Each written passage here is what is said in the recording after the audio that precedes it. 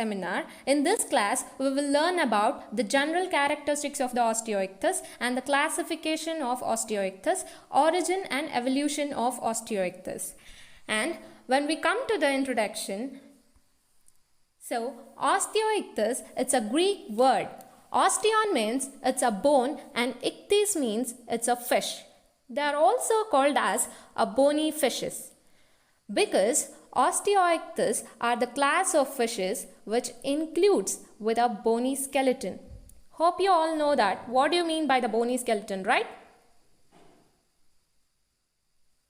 Yes or no? Please answer me. Yes. Okay. The bony Very good. Yes, a bony skeleton is a rigid supportive or a protective structure which helps to protect the internal organs of the vertebrate. And the next point is, it is also the largest class of the vertebrates which consist of a more than 29,000 species of bony fishes. And now let us move on to the general characteristics of osteoichthys. So, this osteoichthys found in all types of the water like a marine, fresh, warm or a cold. And next, when we come to the structure of the body, it is spindle shaped or a streamlined. So, what do you mean by the streamlined? If anyone knows the answer, please answer me. So, the streamline means it is narrow at both the ends and broad in the middle. You can imagine the structure of the fish or the dolphin, okay? And the next is the osteoichthys. Osteoichthys is having a swim bladder. The swim bladder is nothing but it is a gas-filled organ which helps to control the buoyancy of the fish. A buoyancy is nothing but it is a movement of the fishes. And when we come to the kidney of osteoichthys, it is mesonephric. So, the mesonephric means it is one of the excretory organ which develops in the vertebrate. And they are usually embedded with three types of dermal scales. The first one is a placoid scales, the second one is a gonoid scales, and the third one, a cycloid scales, are the ctenoid scales. So, the placoid scales are the scales which is usually having a diamond shape and they are having a spiny tooth-like projection. Example for this placoid scale is sharks. And the second one is the gonoid scales, and these scales are a rhomboid in shape and sometimes they are considered as a modification of a placoid scales. Okay, and the last one is the cycloid or a ctenoid scales. These ctenoid scales are similar to the cycloid scales except the cycloid scales are having a rough circular in outline whereas a ctenoid scales has a comb-like projections. Okay, and here the sexes are separate and the fertilization which is usually external outside the body. And here the well-developed lateral line system can be seen in osteoichthys. So what do you mean by the lateral line system? So this lateral line system means it is a sensory organ which is found in the aquatic vertebrates which is used to detect the movement or a vibration in the surrounding water. Okay, and some of the examples of this osteoichthys are a catfish, codfish, sunfish, clownfish, etc. And now let us move on to the classification of osteoichthys. So, this osteoichthys which is subdivided into two subclasses. So, the first one is a Sarcopterygi and the second subclass is Actinopterygi. So, the subclass first which is divided into two orders. So, first order is Crassopterygi and the second order is Dipnoi. And this subclass second Actinopterygi which is subdivided into three superorders. So, superorder A, Chondroistae, which is subdivided into two orders. So, first order is Polypteriformes and second order is Aspenseriformes. And superorder B, Holoistae, which is subdivided into two orders. The first order is Ammiformes and second order is Seminotiformes. And superorder C, which is Telestoi, which is it consists of 1 to 15 suborders. and I had not mentioned those suborders here. Okay, now let's move on to the Sarcopterygi and Actinopterygi. Are you listening? Are you audible? Yes, okay. Good. Yes. Carry on, good. Okay, the Sarcopterygi, it is a Greek word. Sarkos means it's a flesh and Pterygium means it's a fin. Whereas Actinopterygi, it is also a Greek word. Actis means it's a ray and a pectrix means it's a fin. So just listen my points and see the diagram. You can see the differences between the Sarcopterygi and Actinopterygi as well as individual characteristics of this Sarcopterygi and Actinopterygi. In Sarcopterygi, they are popularly called as a fleshy or a lobe-finned or air-breathing fishes, whereas Actinopterygi popularly called as a ray-finned fishes. Okay, and Sarcopterygi has a paired fins with a leg-like lobed, and whereas an Actinopterygi paired fins with a thin and broad. Sarcopterygi consists of two dorsal fins, whereas an Actinopterygi consists of one dorsal fin. And Sarcopterygi consists of a caudal fin with an epicaudal lobe. So here the epicaudal lobe refers that there is a small upper lobe of above the caudal fin in the fishes, and that is called as an epicaudal lobe here. Okay. Whereas in Actinopterygi, the caudal fin is present but it is without an epicaudal lobe. And Sarcopterygi consists of olfactory sacs. It is usually connected to the mouth cavity in the Sarcopterygi, where in case of Actinopterygi, olfactory sacs is present but it is not connected to the mouth cavity. So example for the Sarcopterygi is lungfish, and Actinopterygi example is American eel. Okay, and next we shall move on to the origin of Osteichthyes.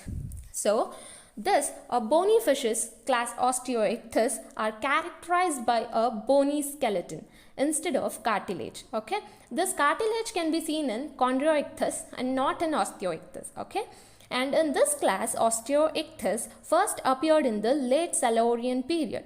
So what do you mean by the Silurian period? A Silurian period means it is a geological period and found about 443 to 417 million years ago. So in this period, the sea animals really started to grow in numbers and they give rise to the clade of vertebrates. So here the clade refers that the grouping of an organism that includes a common ancestor. It can be a living or it can be an extinct. Okay, the clade of vertebrates that consist of 96% of the living fishes and living tetrapods. So the tetrapod means four-limbed animals, example frogs or lions or turtles, etc. And although it is now recognized that a bone can be seen in many early fishes like ostracoderms and palacoderms. And next we shall move on to the evolution of Osteichthyes. So before going to the evolution, just see the chart here. Okay. Yes. There are three main important eras can be seen. So the first one is the Paleozoic era, the second one is the Mesozoic era, and the third one is the Cenozoic era. Okay. In the Paleozoic era, this ancient life started. This era started about 600 million years ago and ended by 230 million years ago. During this Paleozoic era, which is subdivided into 6 geological periods. Okay, these are the 6 geological periods which come under the Paleozoic era. So the very first is the Cambrian period, and the second one is Ordovician, and the third one is a Silurian, and the fourth one is Devonian, and the fifth one is Carboniferous, and the sixth one is Permian. So these are the 6 geological periods which comes under the Paleozoic era. And here come to the points now. Okay, and the evolution of the fishes began about 530 million years ago during the Cambrian explosion. And during this Cambrian explosion, the early chordates developed the skull and the vertebral column here. And the next is the primitive fishes. The primitive fishes is nothing but the jawless fishes, which is date back to the Cambrian period. So what do you mean by this Cambrian period? How it started? It was started with a melting of glaciers. And duration of this period is 75 million years. Okay, and the development of the algae, fungi, protozoan to echinodermata, which took place in this period. And the next point is the jawless fishes like lamprey and hagfish, they are lined almost unchanged over 100 million years ago. And the next is the Devonian period. So the Devonian period is an interval of a Paleozoic era about 360 to 400 million years ago. So one second, I'll show the picture. So yes, see this? So there is the Devonian period, and straight there is a they are named as a age of the fishes. Okay, the age of the fishes, because in this Devonian period there was a great abundance and the great diversity of the fishes can be seen during this period. So they are named. So they are called as, and this Devonian period is called as the age of the fishes. And so here, in the Devonian period, the pilocoderms began to appear and ostracoderms were abundant during this period. And the Devonian period, fishes began to develop a jaws and also the parrot fins.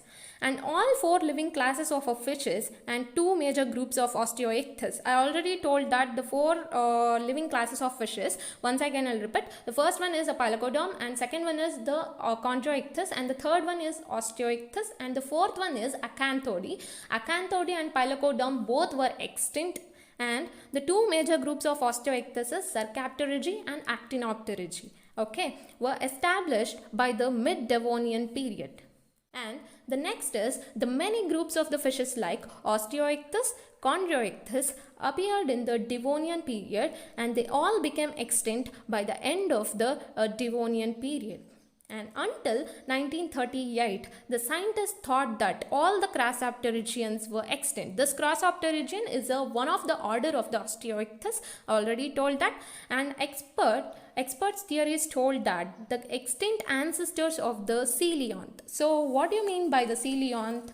A coelacanth is a large bony marine fish with a 3-lobed tail fin. Okay, and which gives rise to the amphibians which appear in the fossil record at the end of the Devonian period. So after this Devonian period, the bony fishes which has continued to evolve, okay, and most of the orders of the bony fishes probably evolved during the Triassic period. So the Triassic period, before knowing the Triassic period, here one second.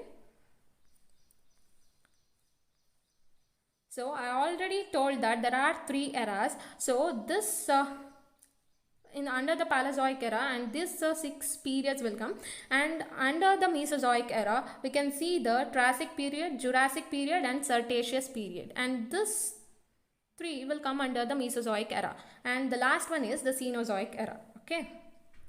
And so now what is mean by the Triassic period? The Triassic period is about 200 million years ago. It is called as a Triassic period, and it is also the beginning of the Jurassic period. And the Triassic is the first and also the shortest period of the Mesozoic era. And today the Actinopterygians is a subclass of Osteichthyes, are the dominant vertebrates in the oceans and in the freshwater system. So by this I conclude my seminar by a bony fish's rate of speciation is a gradualism, the change at a gradual stable rate. It took millions of years for the fishes to develop their body shape, a jawbone, structure and the muscles in their body. It was a long process. It did not take place over a short period of time.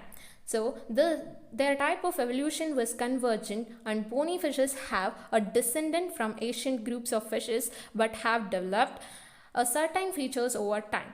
By this we learned the various characteristics, orders, suborders, origin and also the evolution of the Osteichthyes. So these are my references, and thank you. This ends my seminar. Thank you one and all.